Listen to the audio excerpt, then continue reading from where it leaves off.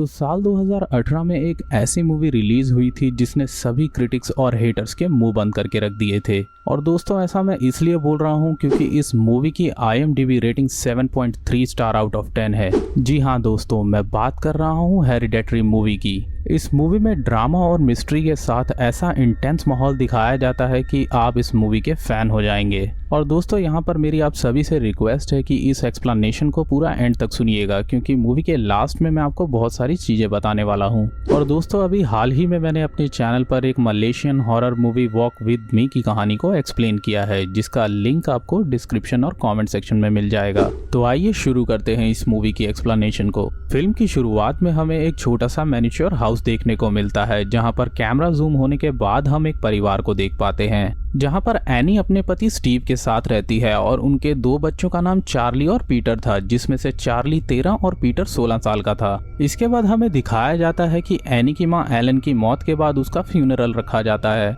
जहाँ पर स्पीच देते वक्त एनी ये देखती है कि फ्यूनरल में कई ऐसे लोग आए हुए थे जिन्हें उसने आज से पहले कभी नहीं देखा। और इसी दौरान एनी की बेटी चार्ली काफी अजीब बर्ताव कर रही थी, जहां हम चार्ली को मुंह से एक अजीब से टक का साउंड निकालते हुए देखते हैं, जिसके पीछे की वजह हमें मूवी में आगे जानने को मिलेगी। और साथ ही चार्ली एक नोटबुक में कुछ स्केच वगैरह बना रही थी, जहां पर एक अनजान आदमी चार्ली को देखकर मुस्कुराता है। वहीं स्पीच में एनी बताती है कि ज्यादातर एलन की उससे अच्छी बनती नहीं थी और साथ ही में उन दोनों के बीच के रिश्ते कुछ खास अच्छे नहीं थे। दरअसल एनी एक मैनिक्योर आर्टिस्ट थी जो कि अक्सर अपने घर और फैमिली से रिलेटेड मैनिक्योर आर्ट बनाती रहती थी। इसके बाद हमें चार्ली को दिखाया जाता है जो कि अपनी ग्रैंड माँ एलन की मौत से काफी डिस्टर्ब थी, और वो एनी से बताती है कि ग्रैंड माँ अक्सर उसे कहा करती थी कि काश वो एक लड़का होती। हालांकि एनी चार्ली की बातों को नजरअंदाज कर उसे सो जाने के लिए कहती है। और फिर उसके कमरे से बाहर आने के बाद एनी को एक किताब में एलन की एक चिट्ठी मिलती है, जिसमें लिखा हुआ था कि मुझे दुख है कि मैं तुम्हें बहुत सी बातें बता नहीं पाई, लेकिन तुम इतनी बात जान लो कि हमें एक दिन हमारे किए हुए बलिदानों का इनाम जरूर मिलेगा।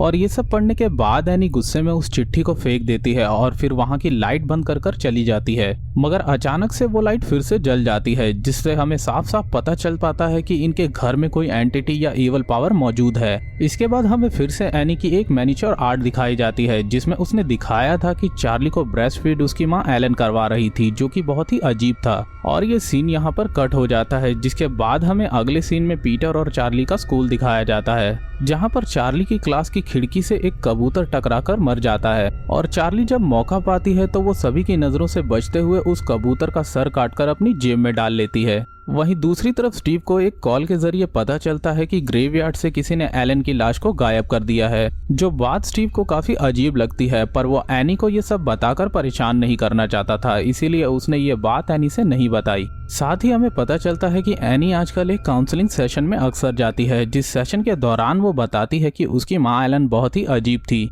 दरअसल वो किसी कल्ट का हिस्सा थी और इसीलिए वो किसी आत्मा को अपने बेटे यानी कि एनी के भाई के शरीर में एंटर करवाना चाहती थी। इसीलिए वो अक्सर एनी के भाई के साथ तरह तरह के रिचुअल्स करती रहती थी, जिससे परेशान होकर एनी के भाई ने सुसाइड कर लिया। और इसी तरह से अपने भाई की मौत से एनी काफी डिस्टर्ब हो गई। और जब शादी के बाद एनी का पहला बच्चा हुआ यानी कि पीटर, तो एनी उसे अपनी माँ एलन से दूर ही रखती थी। हालांकि इसके बदले में बाद में एनी ने चार्ली को पूरी तरह से एलन को सौंप दिया था, जिस कारण से चार्ली और एलन के बीच बहुत ही अच्छी बॉन्डिंग थी, क्योंकि एलन चार्ली को अपने दूध तक पिलाया करती थी। और एनी की इस बात से हम समझ पाते हैं कि क्यों उसने अपने मैनिक्योर आर्ट में चार्ली और एलन को ऐसा दिखाया था। अब एक दिन पीटर को किसी पार्टी में जाना था, इसीलिए एनी पीटर को उसके साथ चार्ली को लेकर जाने के लिए कहती है। और ना चाहते हुए भी पीटर को चार्ली को अपने साथ लेकर जाना पड़ता है, पर पार्टी के दौरान पीटर चार्ली की तरफ ज्यादा ध्यान नहीं देता। और इस दौरान चार्ली गलती से एक केक का पीस खा लेती है, जिसमें कि वॉलनट था, और क्योंकि चार्ली को उससे एलर्जी थी इसीलिए उसे खाते ही चार्ली का दम घुटने लगता है।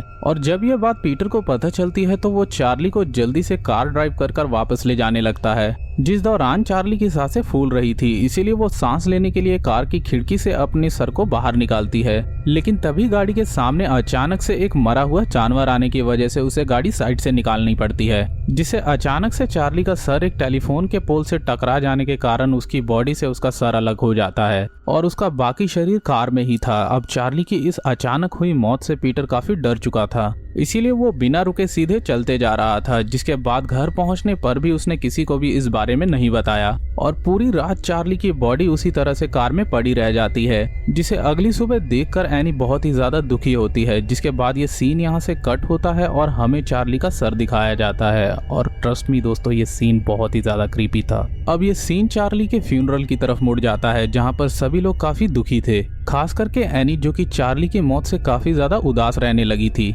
और इसी दौरान एक हफ्ता बीत जाते हैं, जिसके बाद एनी की मुलाकात जॉन नाम की एक लेडी से होती है, जो कि एनी की काउंसलिंग सेशन में आती थी, जिस दौरान जॉन एनी से बातों ही बातों में अपने बेटे और पोते का जिक्र करती है और कहती है कि मैंने भी तुम्हारी तरह अपने बच्चों को खोया है, इसीलिए मैं तुम्हारा दर्द समझ सकती हूँ। इसके बाद हम देखते हैं कि इसी तरह से जॉन और एनी के बीच अच्छी दोस्ती हो जाती है। वहीं एक दिन चार्ली की मौत को लेकर एनी और पीटर के बीच में बहस हो जाती है, जहाँ पर पीटर चार्ली की मौत का जिम्मेदार एनी को बताता है, क्योंकि अगर उस दिन उसने चार्ली को पीटर के साथ ना भेजा होता तो शायद आज वो जिंदा होती। हालांकि इन दोनों के बीच के झगड़े को स्टीव किसी तरह से शांत करवा देता है। अब अगले दिन एनी जब जॉन से मिलने उसके घर जाती है तो जॉन उसे बताती है कि वो साइंस प्रक्रिया का इस्तेमाल कर अक्सर अपने बेटे और पोते से बात करती है और फिर वो एनी को अपने पोते की आत्मा से इस प्रक्रिया का इस्तेमाल कर बात भी कर दिखाती है। जिसके बाद अब एनी भी चार्ली की आत्मा से बात करना चाहती थी, इसीलिए वो किसी तरह से स्टीव और पीटर को इसके लिए मना लेती है और फिर चार्ली की आत्मा से संपर्क करने के दौरान वहाँ की सारी चीजें हिलने लगती हैं और अचानक से एनी चार्ली की आवाज में बोलने लगती है, जो देखकर पीटर बहुत ही बुरी तरह से डर जाता है।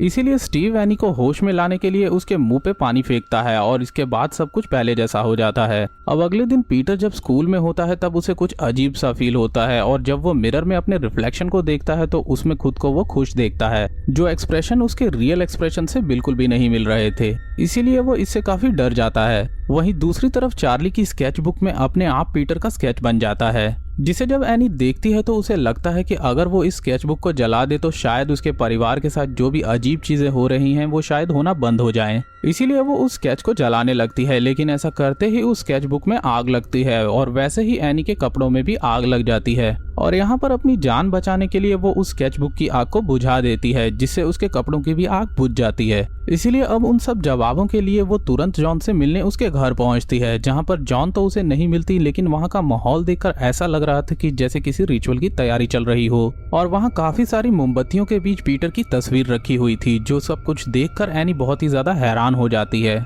और फिर वो जब बाहर आती है तो उसे वहाँ पर एक डोर मैट के पास अजीब सा सिंबल दिखाई देता है, जिसे देखते ही उसे कुछ याद आता है और वो घर वापस आकर एलन की कुछ चीजों को ढूंढने लगती है और वहाँ उसे एक किताब में वही सिंबल बना हुआ मिलता है और फिर उस बुक को खोलने पर हम देखते हैं कि वो बुक एक पेमन नाम के डीमन पर बेस्ड थी। और दोस्तों अब हमें यहाँ पर ये पूरी कहानी पता चलती है। दरअसल एनी की माँ एलन एक कल्ट का हिस्सा थी, जो कि इस डीमन को किसी की बॉडी में समन कराना चाहते थे। इसीलिए एलन ने पहले अपने बेटे के अंदर इस डीमन को समन करने की कोशिश की, पर जब उसने सुसाइड कर लिया तो उसने उस डीमन को चार्ली के अंदर समन कर दिया, क्योंकि पीटर को एनी एलन से हमेशा दूर रखती थी। इसीलिए वो अपने मकसद में कभी कामयाब नहीं हो पाई, क्योंकि पेमन को किसी मेल बॉडी में समन होना पसंद है, ना कि फीमेल की। और ये सब एलन इसीलिए कर रही थी क्योंकि उसे लगता था कि पेमन इसके बदले में उसे कुछ रिवॉर्ड देगा। अब दोस्तों इस पेमन डीमन के बारे में आपको डिटेल में मैं मूवी की एंड में बताऊंगा। वहीं एलन के सामान में एनी को कुछ फोटोज भी मिलती हैं, जिसमें एलन और जॉन साथ साथ दिख रही थी। मतलब कि एलन की तरह ही जॉन भी इसी कल्ट का मेंबर थी, जो कि पीटर के शरीर में पेमन को समन कराना चाहती थी। इसके बाद एनी जब एटिक पे जाकर देखती है तो वहाँ उसे एलन की सरकटी लाश मिलती है, जिसे देखकर वो बहुत ही बुरी तरीके से डर जाती है। वहीं दूसरी तरफ हमें पीटर को दिखाया जाता है, जिसे अचानक से ना जाने क्या हो जाता है, वो जोर जोर से अपना सर टेबल पर पटकने लगता है। जिसके बाद हम देखते हैं कि स्टीव पीटर को जख्मी हालत में घर लेकर आता है, जो कि बेहोश था। और पीटर की ये हालत देखकर एनी को लगता है कि अगर वो चार्ली की स्केच बुक को जला देगी तो पीटर बच जाएगा। और फिर वो इस बारे में स्टीव को बताती है, साथ ही वो उसे एलन की लाश के बारे में भी बताती है, जिसकी ग्रेवयार्ड से गायब होने की खबर स्टीव को पहले से ही थी, लेकिन उस बॉडी को एटिक में किसने रखा इसका उसे कोई भी आइडिया नहीं था। इसीलिए वो एनी की इन बातों पर ना विश्वास करते हुए कहता है कि अब इस मामले को पुलिस सुलझाएगी। मगर यहाँ पर एनी लगातार उसे उस स्केचबुक को जलाने के लिए कहती रहती है, पर जब स्टीव उसकी बात नहीं मानता तो वो खुद से उस स्केचबुक को आग में फेंक देती है, क्योंकि उसे लग रहा था कि इससे वो जलकर मर जाएगी, लेकिन होता इसका उल्टा है।